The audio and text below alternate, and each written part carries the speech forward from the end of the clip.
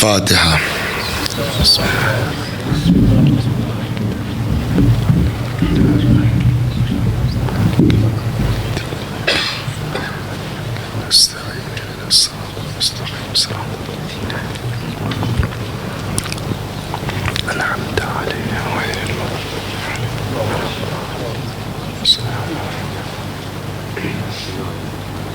اللهم صل على محمد وآل محمد. لا حول ولا قوة إلا بالله العلي العظيم. أعوذ بالله من الشيطان الرجيم. بسم الله الرحمن الرحيم. الحمد لله رب العالمين بارئ الخلائق أجمعين باعث الأنبياء والمرسلين والصلاة والسلام والتحية والإكرام على البشير النذير السراج المنير سيدنا ونبينا وشفيعنا إن شاء الله أبي القاسم محمد.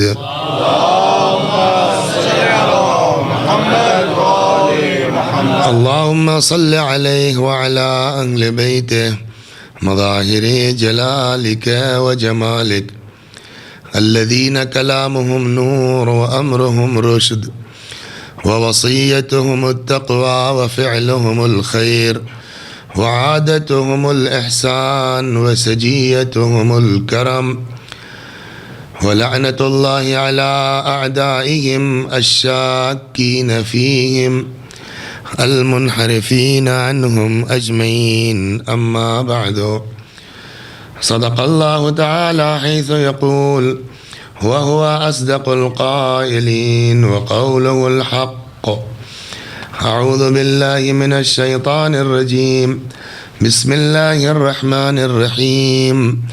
قل لا أسألكم عليه أجرا إلا المودة في القربى. صلوات بر محمد.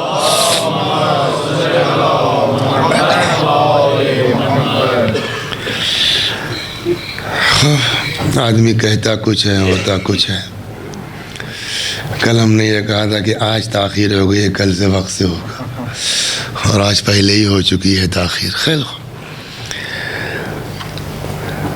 انسان دو پہلو رکھتا ہے. جو بھی بشر ہے اس کائنات میں دو جنبے رکھتا ہے، دو پہلو رکھتا ہے. پچھلے سال مجلسوں میں ایک صاحب لکھنؤ کے آتے تھے، اب پتہ نہیں یہاں کے وہاں اسلامک سینٹر پر. تو ہماری یہ کوشش اپنے تئیں یہ ہوتی ہے کہ اب اس زمانے میں ہندوستان وغیرہ میں ہندی غالب آتی جا رہی ہے، یہاں انگریزی غالب آ رہی ہے، تو بہت گاڑھی اردو جو ہے وہ لڑکوں کے لیے سمجھنا مشکل ہوتی ہے. تو کوشش یہ کرتے ہیں ذرا زبان آسان رہے. تو وہ ایک ہندوستان میں چلتا ہے ای ٹی وی، اس کا پروگرام سے پتہ نہیں نہیں آتا ہے، صدائے کربلا کے نام سے یہ 10 مجلسیں وہ دیں گے. تو وہ ایک لڑکا پہنچا ان کے پاس، جو ہے وہ ان سے ایڈ وغیرہ لینے کے لیے اس پروگرام کی. تو ان کا بھائی لسٹ کیا ہے، کون کون پڑھ رہا ہے. تو پہلے ہی محرم کو، آج شاید ہماری نہ شروع ہوئی ہوگی، پہلی محرم کو ہاں یہ تو وہاں تھے لندن میں، سنا ہم نے مجلسیں، مگر زبان بڑی ہلکی ہے. تو اب آپ کا لحاظ کریں تو لکھنؤ والا کہتا ہے زبان ہلکی ہے، ان کا لحاظ کریں تو آپ کہیں گے صاحب یہ گاڑی ہو گئی ہے. یہ بڑی مشکل ہے اسے. تو جی گاڑی سمجھنا ہی مشکل. جی ہاں، تو بہت آسان، لیکن ذرا سا توجہ. میں پھر کوشش میری یہی رہتی ہے کہ زیادہ سخت زبان نہ ہونے پائے. البتہ شین قاف کا خیال بہرحال رکھا جائے گا. ہاں، قاف کو خے نہیں کہیں گے. صلوات بر محمد.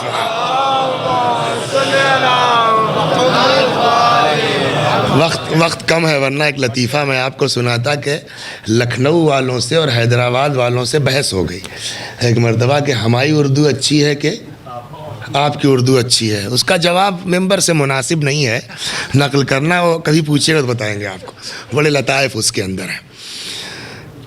تو اب ظاہر سی بات ہے کہ اب وہ دور وہ نہیں ہے کہ آدمی، ابن حسن صاحب قبلہ مرحوم کا نام سنا ہوگا آپ نے، اللہ مقامہ، بہت لطیف زبان تھی ان کی، تو اب وہ آج کون سمجھے گا؟ فرعون مصری تھا، نیل میں گیا گھل گیا۔ تو اب یہ وہ زبانیں ہیں کہ بس وہ نہ پڑھنے والے رہ گئے نہ سننے والے رہ گئے۔ دیکھیے اتنی دیر میں انہوں نے کہا سبحان اللہ۔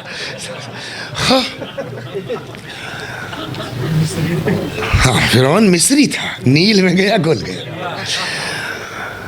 تو بہرحال جلدی بہت وقت آپ کا نہ لے، تو جو بھی انسان ہے، یہ میں نے کہی وہ جنبہ نکلا میرے منہ سے لفظ، دو پہلو رکھتا ہے ہر انسان، اس کے دو جنبے ہیں، دو پہلو ہیں، ایک ہے جنبہ ذاتی اور ایک ہے جنبہ عرضی۔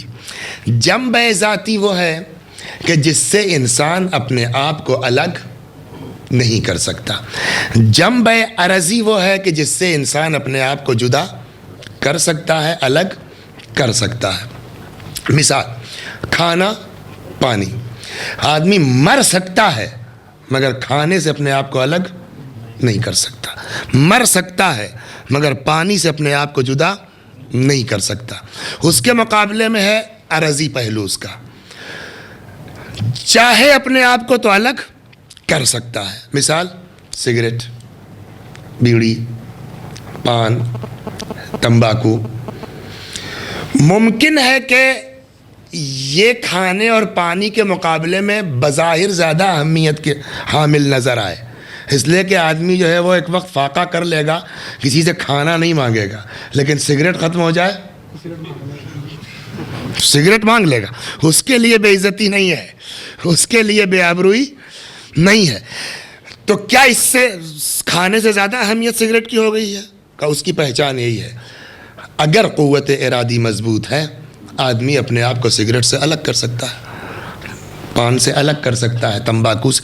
تو خلاصہ یہ کہ جس چیز سے انسان اپنے آپ کو جدا کر سکے وہ ہے اس کا عرضی پہلو، جس چیز سے انسان اپنے آپ کو جدا نہ کر سکے وہ ہے اس کا ذاتی پہلو۔ البتہ ذاتی پہلو میں ایک بات اور ہے کہ جدا تو نہیں کر سکتا، اس کا انداز بدلا جا سکتا ہے، اس کا نہج تبدیل کیا جا سکتا ہے۔ مثلا آپ کے پاکستان میں بھی، ہمارے ہندوستان میں بھی 20 سال پہلے 50 سال پہلے مجلسیں وغیرہ ہوا کرتی تھیں، اب بھی ہوتی ہیں کھانے کی مجلسیں۔ تو اس وقت کھانا کیسے کھلایا جاتا تھا؟ فرش لگتے تھے، مٹی کے پیالے ہوتے تھے، مومنین بیٹھ جاتے تھے اور نہایت سکون کے ساتھ۔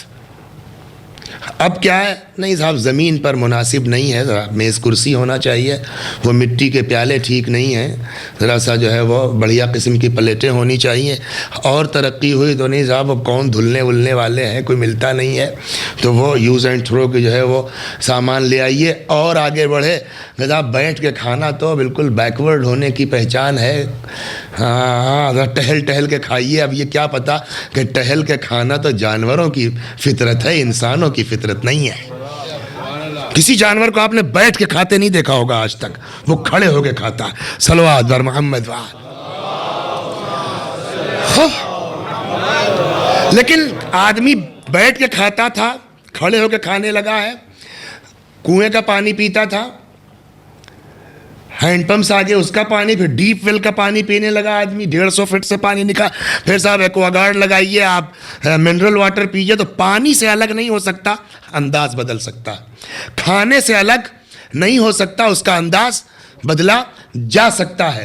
جب یہاں تک آپ آ گئے، میرے خیال میں بات سمجھ میں آ گئی کہ ذاتی وہ پہلو ہے انسان کا جس سے انسان اپنے آپ کو جدا نہیں کر سکتا، البتہ اس کے انداز کو بدلا جا سکتا ہے، اس کے نہج کو بدلا جا سکتا ہے۔ اس کو یہیں رکھیے، اس پورے مجمع میں، بلکہ یہ آواز عورتوں تک بھی جا رہی ہے، مرد ہو یا عورت ہو، پڑھا لکھا ہو یا کم پڑھا لکھا ہو، ان پڑھ ہو، جاہل ہو، عالم ہو، ہر انسان کے اندر دو صفت ہے، ایک کا نام ہے محبت اور ایک کا نام ہے نفرت۔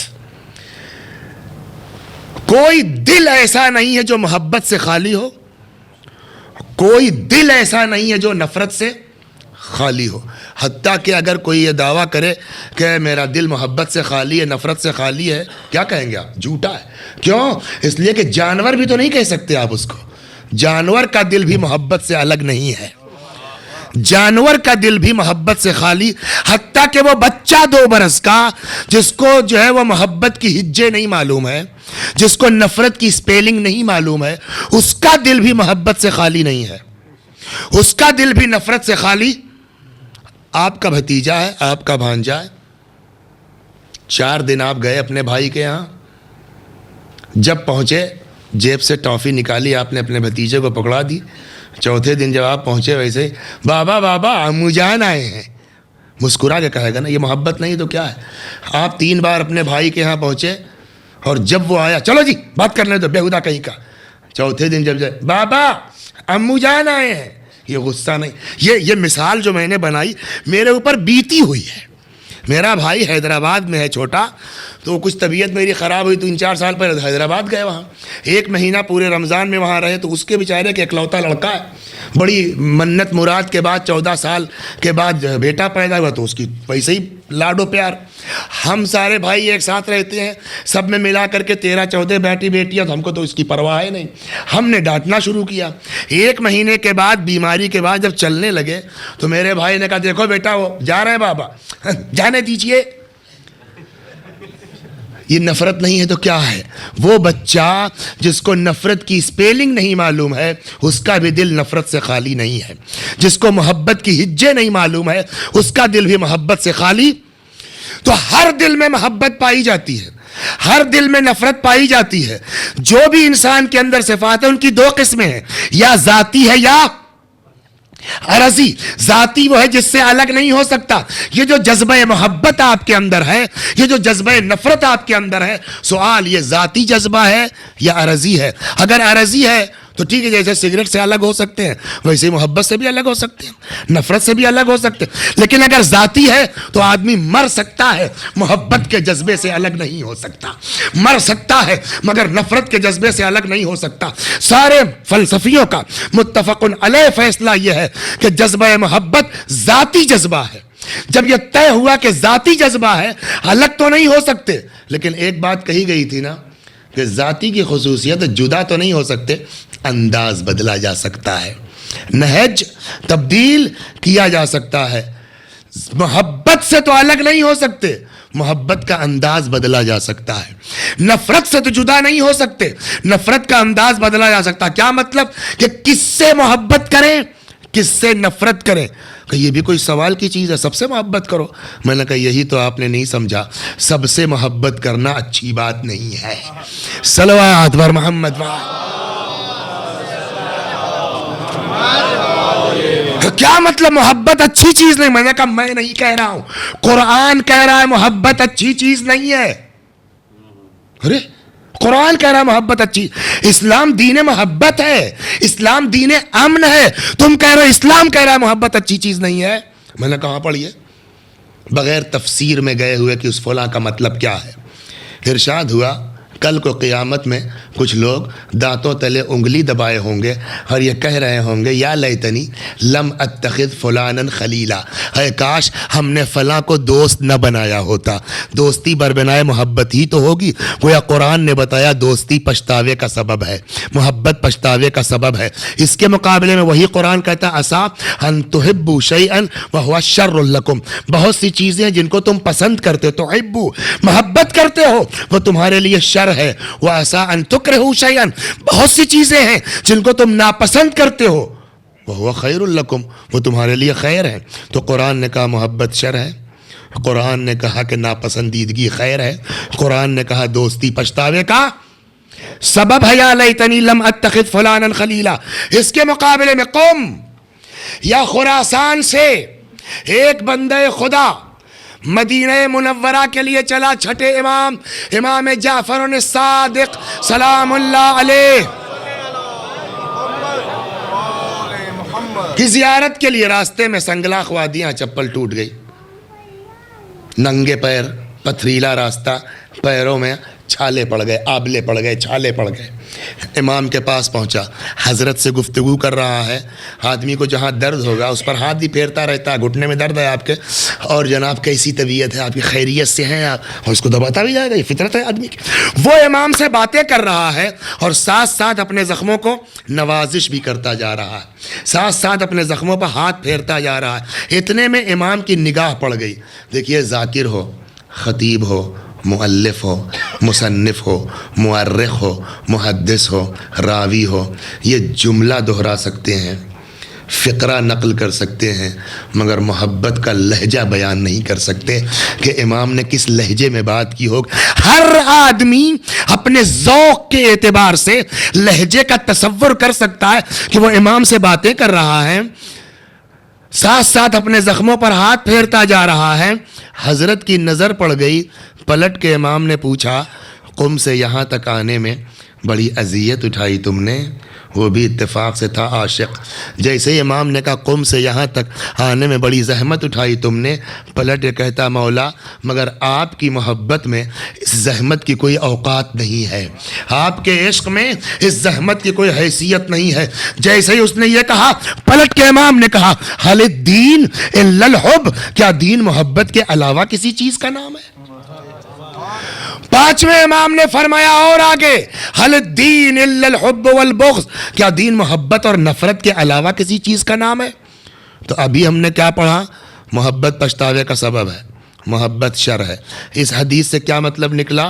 حل الدین الا الحب، کیا دین محبت کے علاوہ کسی چیز کا نام ہے؟ یعنی محبت عین دین ہے۔ تو ایک بات طے ہو گئی نا، نہ محبت اچھی ہے نہ محبت بری ہے، کہیں محبت اچھی ہے کہیں محبت بری ہے، کہیں محبت مثبت ہے کہیں محبت منفی ہے، کہیں محبت ایمان ہے کہیں محبت کفر ہے۔ اللہ نے دل ایسا بنایا ہے کہ محبت سے الگ نہیں ہو سکتا، نفرت سے جدا نہیں ہو سکتا، لیکن ہنر ہمارا یہ ہونا چاہیے کہ اب ہم یہ تلاش کریں کس سے محبت کرنا ایمان ہے، کس سے دل لگانا کفر ہے۔ صلوات بر محمد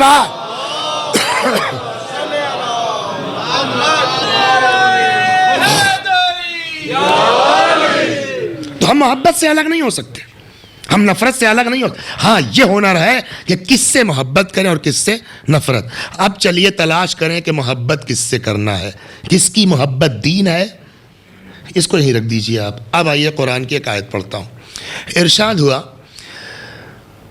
من جاء بالحسنۃ فلہ خیر منہا وہم من فزع یومئذ آمنون، جو ہماری بارگاہ میں نیکی لے کے آئے گا، فلہ خیر منہا، اس کو اس کی نیکی سے بہتر دیا جائے گا ایک، اور دوسرا اجر یہ، وہم من فزع یومئذ آمنون، اور یہ لوگ قیامت کی دہشت سے محفوظ رہیں گے۔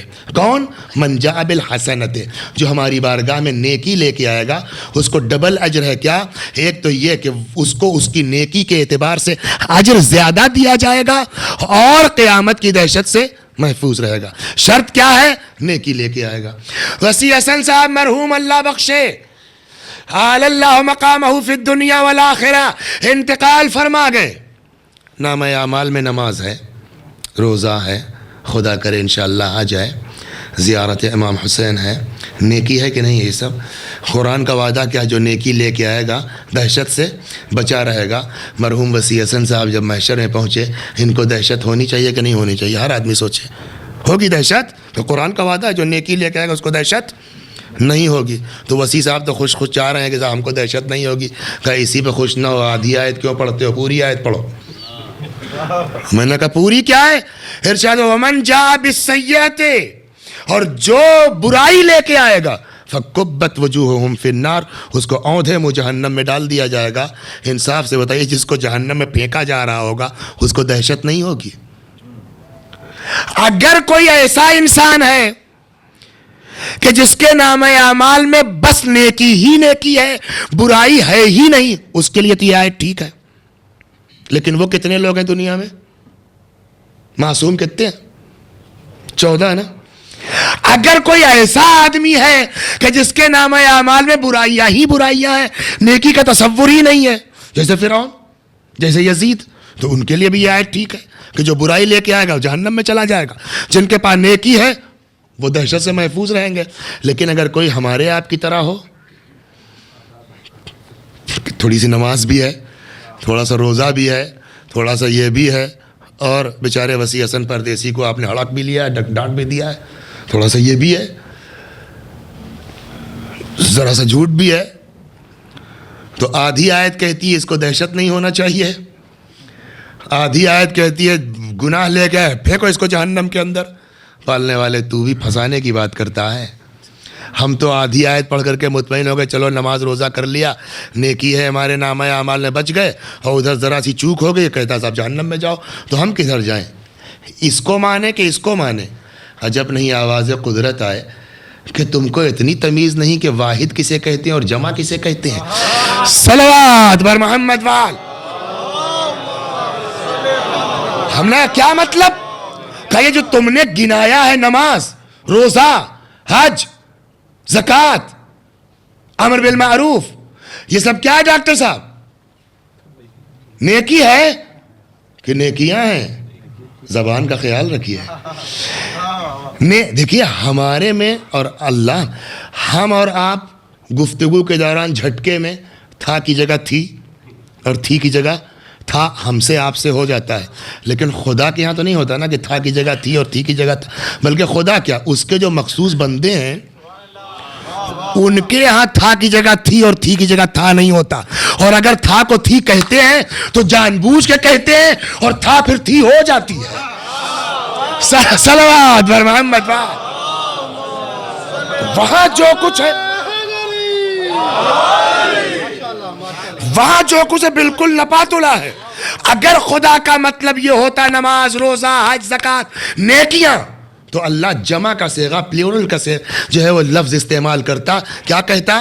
من جاء بالحسنات، جو ہماری بارگاہ میں نیکیاں لے کے آئے گا. ومن جاء بالسیئات، جو ہماری بارگاہ میں برائیاں لے کے آئے گا.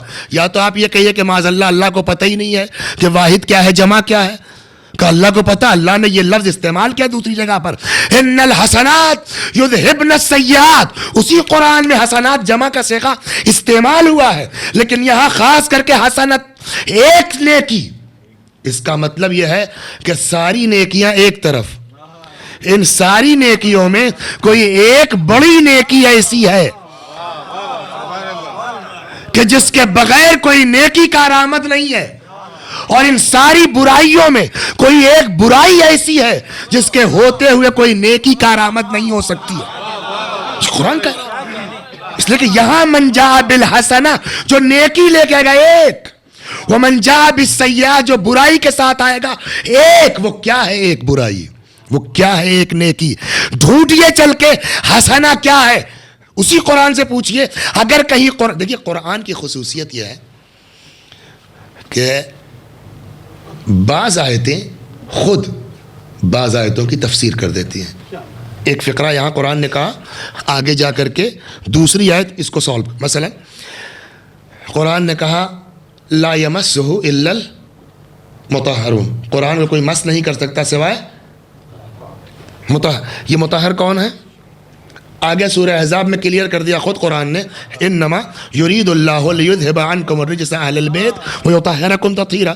دونوں آیتوں کو یکجا کیجئے، طے ہو گیا کہ قرآن کے حقیقی مطلب کو اہل بیت کے علاوہ نہیں سمجھ سکتا کوئی. تو قرآن بعض آیتیں بعض کی تفسیر کر. تو اگر یہی خاص لفظ حسنہ اگر کہیں اور مل جاتا ہے تو آپ کو کہنا پڑے گا کہ یہاں حسنہ سے مراد وہی ہے. اب چلیے آپ حسنہ ڈھونڈیں، اس لیے کہ حسنات تو ہے، وہ آیت بھی میں نے پڑھ دی، لیکن ہم کو خاص وہ لفظ من جاء بالحسنۃ فلہ خیر منہا، جو نیکی لے کے آئے گا اس کو اس کی نیکی سے بہتر دیا جائے گا. حسنہ ڈھونڈنا ہے. اب جب حسنہ کی تلاش میں چلے تو قرآن کی یہ آیت جس کی تلاوت کی تھی وہ نظر پہ آئی. ارشاد وقل لا اسألکم علیہ اجرا الا المودۃ فی القربى. اے میرے پیغمبر آپ کہہ دیجئے کہ مجھ کو اجر رسالت کے سلسلے میں تم سے کچھ نہیں چاہیے مگر یہ کہ میرے قرابت داروں سے محبت کرو. یہ کون سی نئی بات کہی تم نے؟ تو بہت مشہور ہے، ہم نے 50 بار سنی ہے، مجلسیں پڑھی ہیں اس پر. میں نے کہا یہاں بھی وہی گڑبڑ کر رہے ہیں آپ، کے آگے پڑھیے پوری پڑھیے اب ارشاد. اور انداز بھی وہی ہے. یہاں کیا تھا؟ من جاء بالحسنۃ فلہ خیر منہا، بالکل سیم انداز اس آیت میں بھی ہے. جو نیکی لے کے آئے گا اس کو اس سے بہتر دیا جائے گا. یہاں پوری آیت پڑھیے. قل لا اسألکم علیہ اجرا الا المودۃ فی القربى ومن یقترف حسنۃ نزد لہ فیہا حسنا. اے پیغمبر آپ کہہ دیجئے اجر رسالت کے سلسلے میں تم سے کوئی مطالبہ نہیں ہے مگر یہ کہ میرے قرابت داروں سے محبت کرو، اور جو بھی ہماری بارگاہ میں نیکی کا مرتکب ہوگا نزد لہو فیہ حسنا، اس کی نیکی میں اضافہ کرتے چلے جائیں گے. وہی انداز ہے کہ نہیں ہے؟ گویا قرآن نے طے کر دیا مودت اہل بیت وہ نیکی ہے کہ اگر اسے لے کے آؤ گے تو دہشت سے محفوظ رہو گے.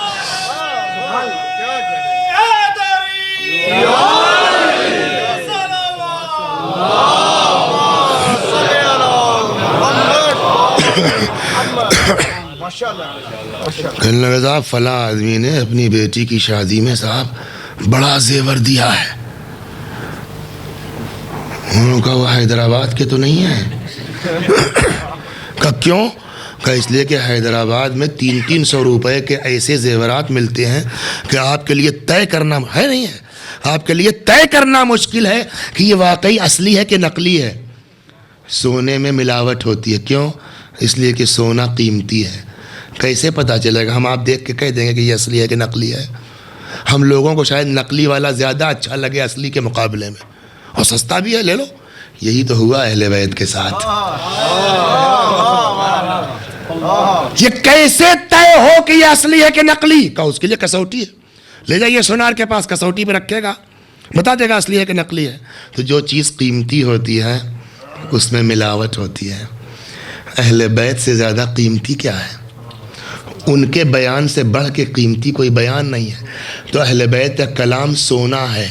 جب اہل بیت کا کلام سونا ہے تو اس میں ملاوٹ ہوگی. کچھ یہ آ کے نقل کریں گے، کچھ یہ آ کے نقل کریں گے.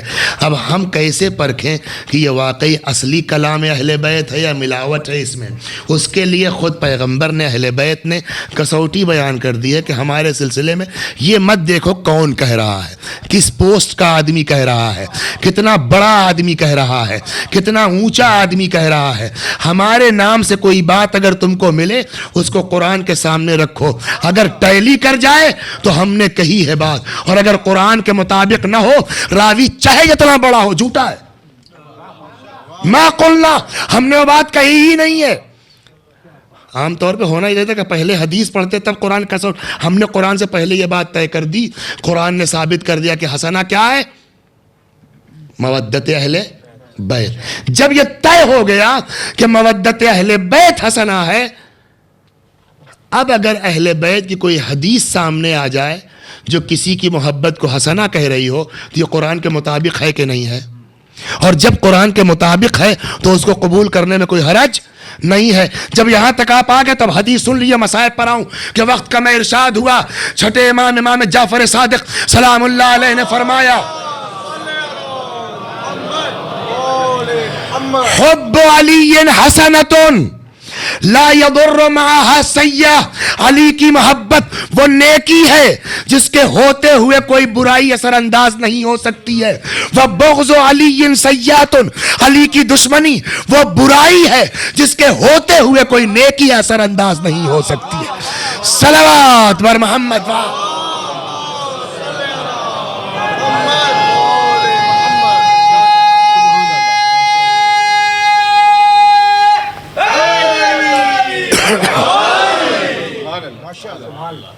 قل لا اسألکم علیہ اجرا الا المودۃ فی القربى. اے پیغمبر آپ کہہ دیجئے کہ میں تم سے رسالت کی اجرت میں کچھ نہیں چاہتا مگر یہ کہ میرے قرابت داروں سے محبت کرو، مودت کرو، اور جو بھی ہماری بارگاہ میں نیکی کا مرتکب ہوگا ہم اس کی نیکی میں اضافہ کرتے چلے جائیں گے. 2 قدم تم بڑھو، 4 قدم اہل بیت بڑھتے. اور یہ بات طے ہے کہ جتنا ہم اہل بیت سے محبت کرتے ہیں اس سے کہیں زیادہ اہل بیت ہم سے محبت کرتے ہیں. لیکن سب سے بڑا ظلم تو یہی ہوا ہے کہ جن کی محبت کا اعلان قرآن مجید نے اجرت کے طور پر کیا ہے جتنا ان کو کائنات میں ستایا گیا ہے کسی کو نہیں ستایا گیا۔ جب لٹا ہوا قافلہ امام سجاد علیہ السلام کے ساتھ مدینے واپس آیا ہے تو روایت کہتی ہے کہ امام نے بشیر ابن حزلم یا بشر ابن حزلم کو بلایا کہ تیرا باپ شاعر تھا، کیا تو بھی کچھ شاعری کر لیتا ہے؟ اس نے کہا مولا، کہ جاؤ مدینے میں ہمارے آنے کی خبر کر دو۔ بشیر نے جا کے اطلاع دی، وہ شعر مشہور ہے کہ یہ موسم ابھی نہیں ہے اس پوری بات کے پڑھنے کا، سارا مدینے کے باہر آ کے جمع ہو گیا، ایک کرسی رکھی گئی، یہ پہلی مجلس ہو رہی ہے، امام سجاد علیہ السلام پڑھنے جا رہے ہیں، بیٹھے کرسی پر امام سجاد علیہ السلام مدینے والے ہیں، اور حضرت نے جو ہے وہ بیان کرنا شروع کیا، مصائب کتنا بیان کر دیں گے، آخر میں ایک جملہ امام نے فرمایا، اے مدینے والو، میں کہاں تک بیان کروں گا اور تم لوگ کہاں تک سنو گے، بس اتنا سمجھ لو کہ پیغمبر نے ہماری محبت کے لیے جتنی باتیں کہی ہیں، اگر محبت کے بجائے ہم سے دشمنی کے لیے کہتے تب بھی یہ لوگ اس سے زیادہ نہیں کر سکتے تھے جتنا میرے ساتھ کیا گیا۔ حد ہے۔ کل آپ نے مسلم کے مصائب سنے نا، مسلم پھر بھی ایک جوان آدمی تھے، ان لوگوں کے پاس بالکل دل نہیں ہے، دشمنی اہل بیت میں اندھے ہو گئے ہیں، ان کو بچے بھی سمجھ میں نہیں آتے ہیں۔ مسلم شہید ہو گئے، مسلم کے 2 بچے مسلم کے ساتھ تھے، ایک کا نام ابراہیم ہے، ایک کا نام محمد ہے۔ مجلس کے پہلے 2 دعا کرانا چاہتا ہوں۔ ایک مہدی عباس صاحب کو جانتے ہوں گے آپ لوگ، مومن آدمی، آج وہ کہیں جا رہے تھے، ان کا ایکسیڈنٹ ہو گیا، فریکچر ہو گیا ہے۔ اللہ ان بچوں کے طفیل میں، یتیمان مسلم کے طفیل میں اس بندے مومن کو شفا عنایت فرما۔ اس مجمع میں پتہ نہیں کتنے لوگ ہوں گے، اللہ جو اولاد کے لیے تڑپ رہے ہیں، اولاد کے لیے ترس رہے ہیں، خدا تجھ کو مسلم کے یتیموں کا واسطہ ہے، آج حسین کے دسترخوان پر جو بھی بے اولاد ہے، خدا اس کو مسلم کے یتیموں کے طفیل میں صاحب اولاد کر دے۔ بچے ابن زیاد کے قید خانے میں قید کر دیے گئے، وہ ایک تفصیل ہے کہ کیسے بچے قید خانے تک پہنچے، کیا ہوا جانے دیجئے، بچے قید ہو گئے۔ کہتے ہیں لٹا ہوا قافلہ جب کربلا سے کوفے پہنچا، بعض کا کہنا یہ ہے کہ یہاں اسرا کے قافلے سے بچوں کی ملاقات ہو گئی۔ آپ سوچئے اس وقت جب یہ بچے ملے ہوں گے ماں سے، جناب زینب سے، کیا عالم ہوا ہوگا۔ مرحوم کافی رحمۃ اللہ علیہ فرماتے ہیں کہ ابن زیاد نے حکم دیا کہ یہ دونوں یتیم بچے یہیں کوفے میں رہیں گے، قافلہ شام جائے گا۔ بی بی زینب نے بہت فریاد کی، یا تو ہم لوگوں کو بھی یہیں روک لو یا ان بچوں کو ساتھ جانے دو، کہ اس کو بچے ساتھ رہیں گے سب کے۔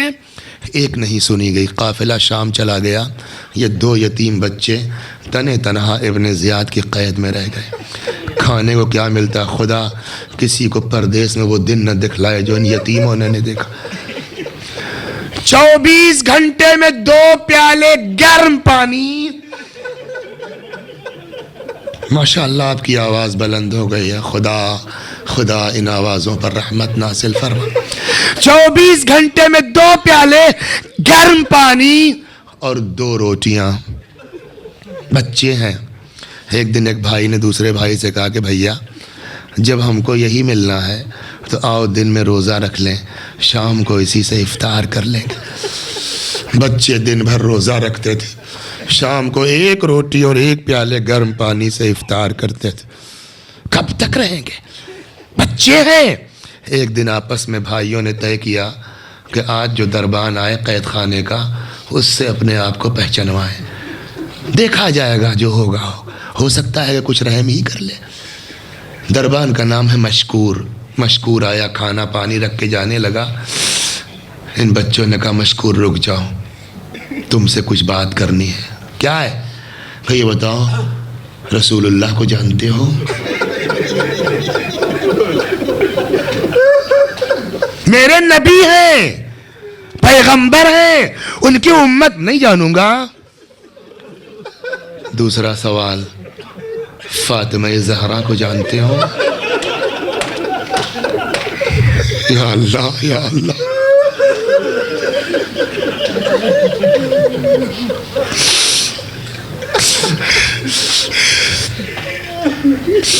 اے یتیمان مسلم، ایک نظر آج اس مجمع پہ کر دو شہزادو.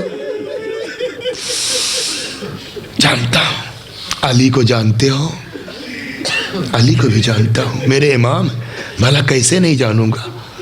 یہ بتاؤ حسین کو بھی جانتے ہو، پارسال کربلا میں ظالموں نے شہید کر دیا. جانتا ہوں میرے امام ہے. کا بس آخری سوال بتا دو، کیا مسلم ابن عقیل کو جانتے ہو؟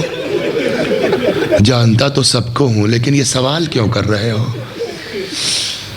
کا بتانا یہ ہے کہ ہم اسی مسلم کے یتیم ہیں، ہم اسی مسلم کے یتیم ہیں. تڑپ گیا. ارے بچوں مسلم کے یتیم، تم نے پہلے کیوں نہیں بتایا؟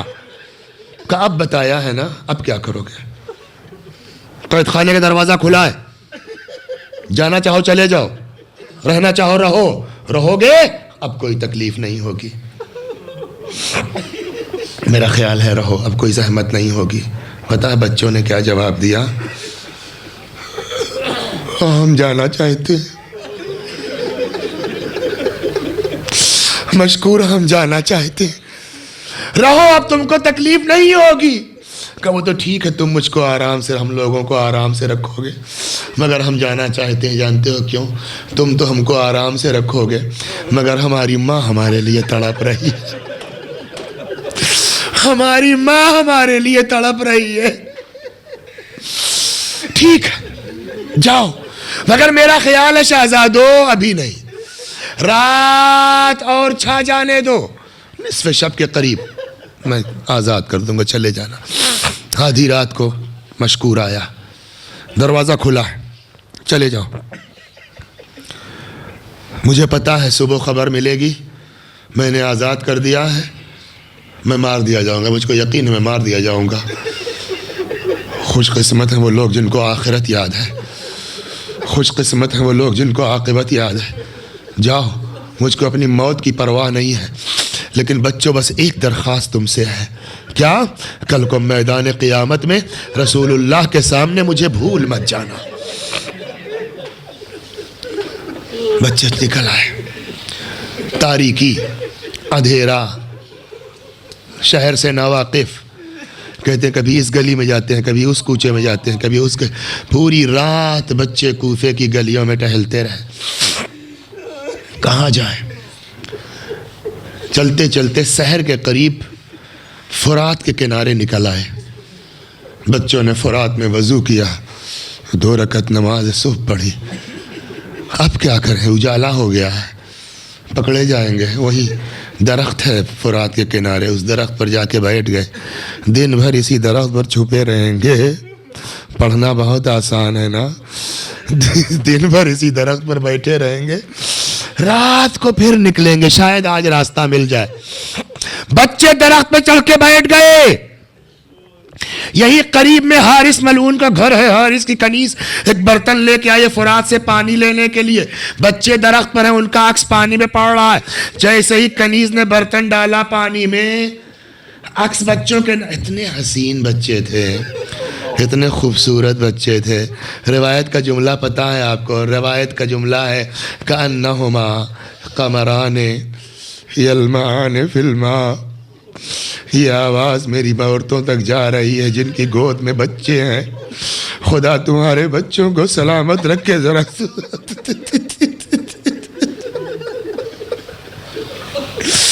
کأنہما قمران یلمعان فی الماء، جیسے 2 چاند ہوں پانی کے اندر چمک رہے ہیں. سر اٹھایا، من انتما، کون ہو تم دونوں؟ بچوں کو بہلا پھسلا کے نیچے اتارا. بچوں نے بتایا ہم مسلم کے یتیم، میں جس کی کنیز ہوں نا وہ دوستدار اہل بیت ہے، گھبراؤ مت، میرے ساتھ چلو. لے کے آئی، دروازے پہ روک دے. یہاں مرحوم کافی کہتے ہیں بچوں کو دروازے پہ روک کے اندر دوڑ کے گئی. اپنی مالکہ سے کہتی بی بی انعام لاؤ، انعام دو. کہے کا انعام؟ تمہارے لیے مہمان لائی ہوں. مہمان کیسا مہمان لائی ہے کہ اس کے لیے انعام مانگتی ہے؟ کہ مسلم کے یتیموں کو لائی ہو۔ مسلم کے کون مسلم؟ کہ وہی جن کے لیے تم رویا کرتی تھی کہ مسلم تو شہید ہو گئے، بچے پتہ نہیں کس حال۔ مسلم ابن عقیل، ہاں کہتے ہیں جیسے کوئی ماں اپنے بچے کے لیے تڑپ کے دوڑتی ہے نا، ویسے یہ مومنہ دوڑ کے باہر آئی، بچوں کو کلیجے سے لگایا، لے نہلایا دھلایا، کنگھی کی، کھلایا پلایا، یہاں تک کہ شام ہوئی، کھلا پلا کے بچوں کو سلا دیا۔ نصف شب کے قریب اس کا شوہر ملعون حارث آیا۔ کہاں تھا؟ کہ مشکور نے خیانت کی ہے، قید خانے سے ابن زیاد کے مسلم کے یتیموں کو آزاد کر دیا ہے۔ ایک گھوڑا اور 500 درہم، کچھ کم و بیش بھی روایات میں اختلاف، یہ انعام رکھا گیا ہے۔ میں نے صبح سے اب تک اپنے اور گھوڑے کو تھکا ڈالا تاکہ بچے مل جائیں، بچے نہیں ملے۔ مومنہ تھی، تڑپ گئی۔ کہا اچھا یہ بتاؤ اگر بچے مل گئے، تم نے ابن زیاد کے سامنے پیش کر دیا، اس کے بدلے میں تم کو کچھ پیسے مل گئے، کیا کرو گے پیسے کو؟ ہمارے لیے روزی کا انتظام کو، ہم کو ایسی روٹی نہیں چاہیے، ہم کو ایسی روٹی نہیں چاہیے۔ چند لقمے زہر مار کر کے یہ ملعون سو گیا کہ اتنے میں اس کے کان میں رونے کی آواز محسوس ہوئی۔ شک ہے اس کو اپنی زوجہ پر، جانتا ہے کہ محب اہل بیت، رونے کی آواز آ رہی ہے۔ بیوی نے کہا شاید کسی پڑوسی کے، نہیں اپنے گھر سے۔ ایک ایک کمرے کو تلاشنا شروع کیا، آیا اس کمرے میں جہاں بچے سو رہے تھے۔ من انتما، کون ہو؟ بچوں کو کیا پتا، صبح سے اس گھر میں محبت ملی ہے نا، امان میں ہے۔ ہاں ہم مسلم کے یتیم ہیں۔ آج تک آپ نے نہ سنا ہوگا کہ کسی مہمان کی تماچوں کے ذریعے میزبان نے پذیرائی کی ہو۔ اس ملعون نے بچوں کو تماچے لگائے، دونوں بھائیوں کے گیسوؤں کو آپس میں باندھ دیا، کمرے میں قفل اور تالا لگا کے ملعون جا کے سو گیا۔ جانتے ہیں آپ نا بچے کیوں اٹھے تھے؟ ایک بھائی نے دوسرے بھائی کو جگایا، اٹھو میں نے خواب دیکھا ہے۔ چھوٹے بھائی نے کہا میں نے بھی دیکھا، پہلے میرا سن لو۔ معلوم ہوا دونوں نے ایک ہی خواب دیکھا۔ کیا؟ کہ پیغمبر اکرم اور بابا مسلم، نبی نے کہا مسلم تم آ گئے، بچوں کو دشمنوں کے نرغے میں اکیلا چھوڑ دیا۔ مسلم نے کہا نہیں یا رسول اللہ، آج بچے بہشت میں میرے مہمان ہیں۔ لگتا ہے بھیا آج ہماری آخری رات ہے۔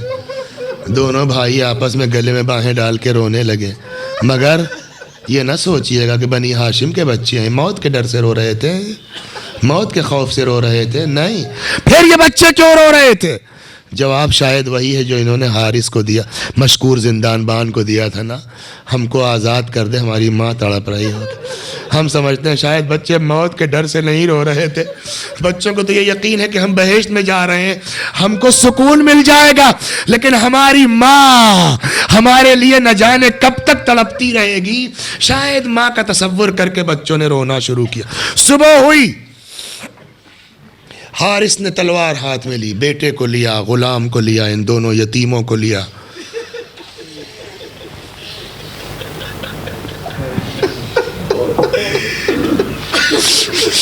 لے کے آیا فرات کے کنارے، غلام کو تلوار پکڑائی، لے جا کے ان بچوں کا سر قلم کر دے۔ غلام آگے بڑھا، بچوں نے دیکھا تیری شکل بلال سے بہت ملتی جلتی ہے، تم کو بلال سے کیا مطلب ہے؟ کہ رسول اللہ کے مؤذن تھے، ہم اسی خاندان کے مسلم کے فرزند ہو۔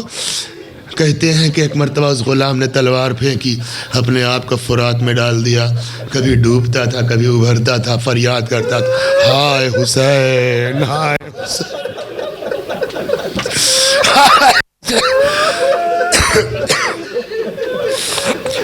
کے ہاتھ میں تلوار، تو جا کر بچوں کو قتل کر دے۔ بیٹا آیا، بچے ہیں نا، بچوں نے دیکھا قتل کرنے آئے ہو، کل کو رسول اللہ کو کیا جواب دو گے؟ تم سے پیغمبر سے کیا مطلب؟ کہ ہم علی کے نواسے ہیں، مسلم کے فرزند ہیں۔ جب بیٹے نے سنا، اس نے بھی تلوار پھینکی، صحرا کی طرف روانہ ہو گیا۔ حارث نے کہا باپ کی نافرمانی کرتا ہے۔ اس نے وہیں سے چیخ کے پکار کے کہا اولاد رسول کے قتل کے لیے میں تیری اطاعت نہیں کر سکتا۔ اب اس ملعون نے تلوار ہاتھ میں لی، اے میری ماں اور بہنوں، اے میرے بھائیوں، تصور کرو 2 کم سن بچے، ان کے سر پہ اتنا ظالم شخص تلوار لیے کھڑا ہے۔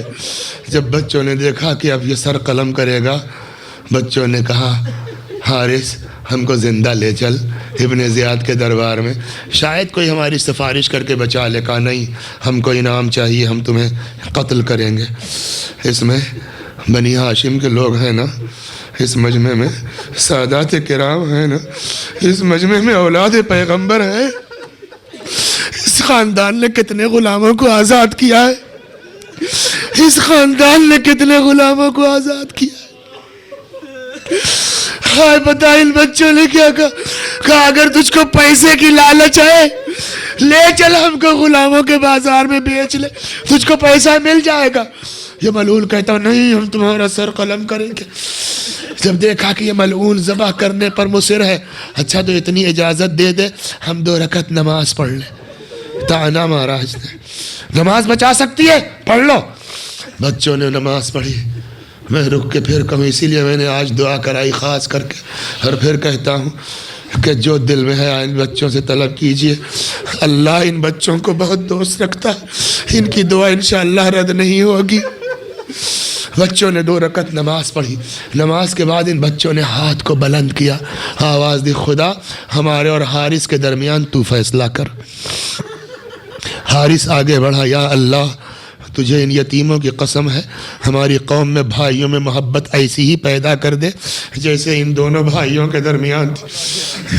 آگے بڑھا، سر قلم کرنا چاہتا ہے، بڑا بھائی آگے بڑھ گیا، پہلے میرا سر قلم، پہلے میرا سر جدا۔ کیوں؟ کہا اس لیے کہ جب ہم مدینے سے چلے تھے اماں نے بھائی کا ہاتھ میرے ہاتھ میں دیا تھا، کہا تھا بیٹا اپنے بھائی سے خبردار رہنا۔ دونوں بھائیوں کا سر قلم کیا گیا۔ صبح کا وقت ہے، ملعون نے سر جدا کر کے زلفوں سے پکڑ کے دونوں بھائیوں کا سر لے کے ابن زیاد کے دربار میں پہنچا۔ ایسے حسین بچے ہیں، ایسے خوبصورت بچے ہیں۔ ابن زیاد پوری قساوت قلبی کے باوجود، پوری سنگ دلی کے باوجود، ان حسین چہروں کو دیکھنے کے بعد ابن زیاد بھی تڑپ گیا۔ کہتا ہے حارث اتنے خوبصورت بچوں کو ذبح کرتے ہوئے تجھے غیرت نہیں آئی؟ میں نے زندہ لانے کو کہا تھا کہ قتل کرنے کو۔ بچوں نے کیا دعا کی تھی؟ ابھی کتنی تیز خدا نے قبول کی ہے، اسی لیے میں نے کہا اپنی دعا مانگی ہے ان بچوں کے طفیل، خدا ہمارے اور حارث کے درمیان تو فیصلہ کر، یہی نہ کہا تھا؟ تجھے شرم نہ آئی ان خوبصورت چہروں کو ذبح کرتے ہوئے؟ میں نے زندہ لانے کو کہا تھا یا قتل کرنے کو؟ ابن زیاد پوری سنگ دلی کے باوجود کہتا ہے اس مجمع میں کوئی جو جا کر کے حارث کو وہیں قتل کرے جہاں اس نے ان یتیم بچوں کو قتل کیا ہے؟ ایک آدمی کھڑا ہوا، اس نے حارث کا ہاتھ پکڑا، کوفے میں لے کے ٹہلا، جو یتیم بچوں کے قاتل کو دیکھنا چاہتا ہے گھر سے باہر آئے۔ پھر اس کا بیان ہے جو اس حارث کو لے کے گیا ہے قتل کرنے کے لیے، کہتا ہے جب فرات کے کنارے میں وہاں پہنچا جہاں بچوں کو ذبح کیا گیا تھا، کیا دیکھتا ہوں ایڑیوں کے رگڑنے کے نشان، جس سے اندازہ ہوتا تھا بچوں کتنی اذیت کے ساتھ شہید کیا گیا۔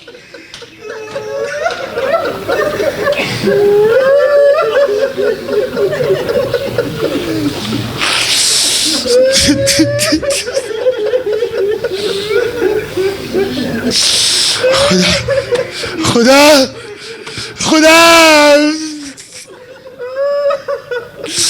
اللہ ہماری اس عزا کو قبول کر لے، اللہ مزید عزا اہل بیت کی توفیق دے دے یا اللہ۔ جو لوگ ان مجالس کو برپا کرنے کے لیے کوشاں ہے خدا ان کی کوششوں کو قبول فرما یا اللہ۔ یا اللہ ہمارے گناہوں کو بخش دے، ہمارے ماں باپ کے گناہوں کو بخش دے، ہمیں اعمال صالحہ کی توفیق کرامت فرما، ہم سب کو اس دنیا میں قبر حسین کی زیارت، آخرت میں شفاعت حسین نصیب فرما۔ ہمارے مولا، ہمارے آقا، ہمارے مالک، ہمارے صاحب، ہمارے سید و سردار امام زمانہ کو ہم سے راضی اور خوشنود فرما، آقا کے ظہور میں تعجیل فرما، ہمیں آقا کے غلاموں میں شمار فرما۔ آخر دعوانا ان الحمد للہ رب العالمین۔